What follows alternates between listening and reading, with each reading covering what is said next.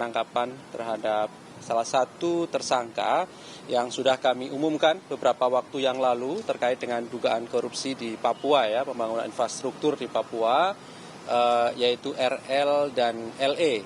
RL sudah dilakukan penahanan sebagai tersangka pemberi suap, jadi salah satu tersangka pemberi suap terhadap LE, di mana LE sendiri kan teman-teman juga tahu telah ditetapkan sebagai tersangka selain penerima suap juga dugaan gratifikasi, begitu ya. Kami sudah melakukan pemanggilan sebelumnya secara patut dan sah kepada yang bersangkutan beberapa waktu yang lalu yang sudah kami umumkan juga kepada masyarakat tentunya. Tetapi kemudian kami juga memiliki penilaian terhadap tersangka ini yang sekalipun penasehat hukumnya telah menyampaikan terkait dengan keadaan dari tersangka ini, misalnya dengan narasi sakit dan bahkan kemudian berkirim surat secara dokumen tentang kesehatan dari tersangka LE ini. Tetapi sekali lagi kami juga tidak serta-merta percaya begitu saja memenuhi permintaan dari penasehat hukum tersangka LE misalnya untuk segera berobat ke Singapura. Sehingga untuk itulah kami melakukan pemeriksaan langsung di Papua sebagaimana ketentuan pasal 113 KUHAP, begitu ya.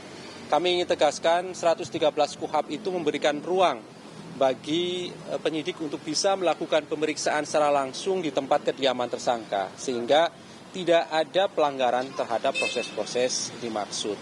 Justru kemudian proses penyidikan perkara ini menjadi terpenuhi syarat formilnya berupa berita acara pemeriksaan terhadap tersangka LE ini maupun berita acara pemeriksaan lainnya termasuk kesehatan dari tersangka. Berikutnya kan teman-teman juga tahu bahwa ternyata tersangka LE ini muncul di ruang publik, gitu kan, untuk meresmikan beberapa proyek di pemerintahan Provinsi Papua. Nah, tentu ini kan kami sayangkan informasi dan data yang disampaikan oleh penasehat hukum. Maka kami ikuti betul bagaimana kemudian pemberitaan ini muncul dan termasuk faktual yang ada terhadap keberadaan dari tersangka LE. Sehingga paralel dengan proses pengumpulan alat bukti yang terus kami lakukan sebagai kelengkapan dari bukti permulaan yang telah kami miliki. Ini perlu kami garis bawahi ya teman-teman terkait dengan bukti permulaan. Jadi tidak berhenti ketika dalam proses penyidikan ada bukti permulaan itu dianggap cukup. Tidak.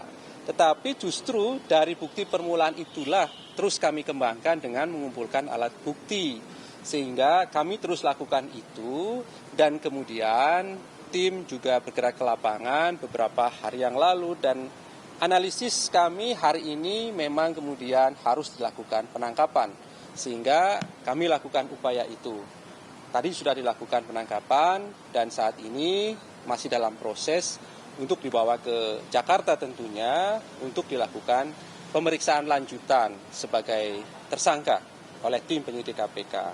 Nah, proses berikutnya tentu nanti kami akan sampaikan setelah pemeriksaan seperti apa nantinya. Apakah kemudian syarat subjektif, syarat objektif, sebagaimana ketentuan pasal 21 hukum acara pidana itu terpenuhikah atau tidak, sepenuhnya menjadi kewenangan tim penyidik KPK, begitu ya. Kalaupun kemudian terpenuhi, tentu kami bisa lakukan upaya paksa karena ini proses penyidikan, seperti halnya proses penahanan, begitu. Pasti kami nanti akan sampaikan perkembangannya, tetapi sejauh ini memang masih pada proses-proses memindahkan, ya, membawa tersangka ini dari Papua menuju Jakarta. Begitu ya, teman-teman. Mas Lukas ditangkap sendiri atau sama orang lain, Mas? Ya, informasi yang kami peroleh memang kan betul ya, ditangkapnya di sebuah rumah makan ya. Memang ada pihak-pihak lain. Tetapi tentu kepentingan KPK adalah menangkap tersangka. Nah, tersangka ini yang sudah kami umumkan kemarin kan 2. 1 sudah ditahan, sehingga penangkapan dilakukan terhadap tersangka LE. Begitu ya. Meminta penangkapan bagaimana, Pak? Ya? Oke, baik. Di Papua, ya, Pak. Iya, tentu untuk yang di Papua kami sudah koordinasikan ya. Tim beberapa hari yang lalu sudah di sana melakukan pemantauan dan analisis serta mengikuti terus bagaimana kemudian pemberitaan itu muncul LE di ruang publik kan gitu ya. Sehingga sekali lagi koordinasi dengan pihak Brimob Polda Papua, ya, Kepolisian Polda Papua kami lakukan sehingga tadi proses yang sudah berjalan tentu kalaupun kemudian ada gangguan-gangguan kecil saya kira sudah bisa diatasi oleh pihak Polda dan kami yakin masyarakat Papua mendukung begitu ya upaya-upaya penegakan hukum tindak pidana korupsi. Karena sekali lagi begini, kami ingin tegaskan tidak ada kepentingan lain dari KPK selain proses penegakan hukum. Tidak ada kepentingan politik sama sekali. Ini murni penegakan hukum. Sehingga kami pastikan terhadap tersangka LE ini kami juga hormati dan menjunjung tinggi hak asasi manusianya. Kami junjung tinggi asas praduga tak bersalah. Kami penuhi hak-haknya sebagai tersangka sebagaimana ketentuan di dalam hukum acara pidana. Ya, kami beri ruang yang sama, kami beri kesempatan yang sama bagi penasihat hukum untuk memberikan pembelaan yang terbaiknya. Karena sejatinya seperti itulah proses penegakan hukum. Jadi pada gilirannya nanti akan diuji bersama di persidangan tindak pidana korupsi. Oleh karena itu, saudara penasihat hukum juga seharusnya sama. Tidak kemudian misalnya membangun opini dan narasi yang di luar konteks hukum, gitu kan? Karena fungsi dari saudara penasihat hukum yang kita tahu profesi yang sangat mulia, maka pembelaan terhadap haknya itu justru menjadi penting, begitu, terhadap tersangka ini. Kalaupun kemudian menarasikan bahwa kok tidak ada pemberitahuan terhadap tersangka LE, ini yang kemudian menjadi tidak tepat saya kira ya, karena ini kan proses penangkapan di mana sebelumnya kami telah memanggil secara patut dan sah terhadap tersangka ini. Kalau kemudian harus memberitahukan kan tidak ada hukum acaranya ketika menangkap seorang tersangka. Setelahnya pasti kami akan komunikasikan, kami akan sampaikan kepada tersangka silakan untuk bisa didampingi oleh penasihat hukum. Mas, mau menegaskan Mas, dalam pemeriksaan nanti apakah bakal didalami langsung penerimaan gratifikasinya Mas? Oke, kan ya. Kemarin belum didalami. Baik. Ini yang terkait dengan pengamanan pasti kami lakukan koordinasi ya. Untuk pengamanan kami lakukan melalui Biro Umum juga pasti nanti akan lakukan komunikasi lebih lanjut terkait dengan proses pengamanan. Adapun terkait dengan materi, terkait dengan dugaan gratifikasi, sekali lagi beberapa waktu yang lalu juga sudah kami sampaikan, kami terus kumpulkan, kami terus lengkapi alat bukti sebagai kelanjutan dari bukti permulaan yang telah KPK miliki, begitu ya. Nanti seperti apa hasilnya, pasti perkembangannya kan selalu kami sampaikan pada masyarakat melalui teman-teman media semuanya kan, begitu. Oke? Untuk perkiraan sampai jam berapanya nanti kami koordinasi kembali dengan teman-teman di lapangan, begitu ya. Tapi yang pasti bahwa saat ini sudah keluar dari Papua, begitu ya. Sehingga nanti sampai di Jakarta jam berapa, pasti kami sampaikan. Teman-teman tidak ditinggal. Ya.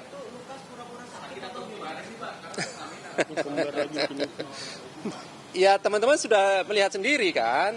Ternyata kemudian kan tersangka LE muncul di ruang publik dalam keadaan yang teman-teman bisa lihat. Tidak seperti yang dinarasikan dan bahkan tanda kutip diancamkan kan oleh penasihat hukumnya. Bahwa mengatakan KPK harus bertanggung jawab bila kemudian tersangka meninggal dunia karena tidak memenuhi permohonan untuk berobat ke Singapura. Tapi faktanya kan sebaliknya, sehingga KPK juga kemudian memiliki argumentasi lain tidak memenuhi itu semua, kan begitu. Bahkan kemudian kita langsung tinjau langsung gitu ya, secara faktual bagaimana keadaan kondisi kesehatan dari tersangka LE. Pak, sampainya di Jakarta akan langsung diperiksa atau ada pengecekan kesehatan terlebih dahulu? Iya, tentu mekanisme dalam proses-proses berikutnya pasti kami lakukan pemeriksaan di lantai 2 oleh tim penyidik KPK. Pemeriksaan kesehatan sebagai pemenuhan hak dari tersangka pasti kami lakukan, ya. Karena ketika tersangka ataupun seseorang bahkan saksi pun ketika dilakukan pemeriksaan pasti juga kemudian kami lakukan pemeriksaan kesehatannya. Termasuk ketika seorang tersangka akan dilakukan penahanan, pasti kami juga lakukan pemeriksaan kesehatan oleh tim dokter KPK. Kalau diperlukan keterangan ataupun pemeriksaan dari dokter lain, ya pasti kami nanti akan fasilitasi sepanjang kemudian memang kondisinya membutuhkan untuk itu. Gitu ya. Infonya udah di Jakarta sekarang. Info dari siapa? Rahasia Mas. Belum. Ya, oke ya. Buat sedekatan Pak, katanya dari pengacara tadi nggak ada surat penangkapan itu Pak. Iya, nanti dibuktikan saja karena seluruh proses-proses di dalam kami melakukan kegiatan penyidikan termasuk upaya paksa, pasti ada surat tugas dan ada surat-surat kelengkapannya, begitu ya. Sekali lagi, karena seluruh proses penyidikan itu pada akhirnya akan diuji, ya, diuji baik di pra-peradilan, diuji maupun di pengadilan tindak pidana korupsi, maka kami pastikan setiap langkah yang diambil oleh KPK, kami kaji betul aturan hukumnya, kami patuhi betul aturan hukumnya, tidak lepas dari aturan hukum. Ya, kan sering kami katakan bahwa di dalam menegakkan hukum KPK tidak akan pernah melanggar hukum itu sendiri, termasuk hukum acara pidana. Begitu, ya. Oke, cukup. Sip ya. Mas, katanya ada penggeledahan kasus Bupati Bangkalan. Nanti satu-satu. Oke ya, thank you ya. Terima kasih ya.